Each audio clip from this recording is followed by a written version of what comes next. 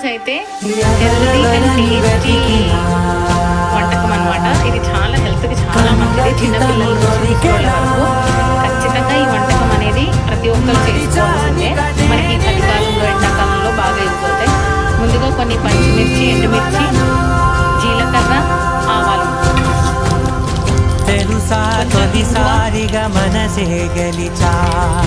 కొంచెం మెంతులు, ఎదుటే నిలిచా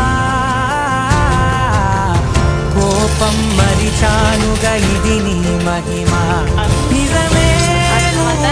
కొంచెం వాటర్ వేసుకోండి.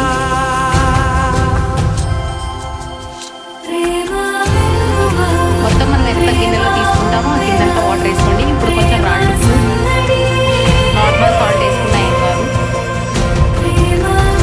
కొంచెం చింతపండు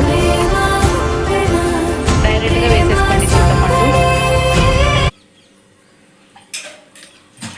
దీన్ని కాసేపు మరగనిద్దాం. కొంచెం పసుపు, కొంచెం కారం,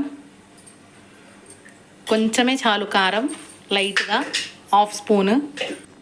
మనం ముందే దంచి పెట్టుకున్న మిరియాలు, వాము దంచి పెట్టుకున్నాం అనమాట. దాన్ని దీంట్లో వేసుకుందాం ఇప్పుడు. మిరియాలు, వాము. డైజెషన్ ప్రాబ్లమ్స్ ఉండవు. చిన్న పిల్లల నుంచి పెద్దవాళ్ళ వరకు డైజెషన్ ఫ్రీ అయిపోతుంది. ఇది మనకి టేస్ట్గా కూడా ఉంటుంది. ఖచ్చితంగా ట్రై చేయండి అనమాట. జలుబు, దగ్గు, ఆయాసం ఎలాంటి హెల్త్ ప్రాబ్లమ్స్ ఉన్నా అన్నిటికీ యూజ్ అవుతుంది ఇది. 1/2 అవర్ పాటు సిమ్ములోనే దీన్ని మరగనివ్వండి.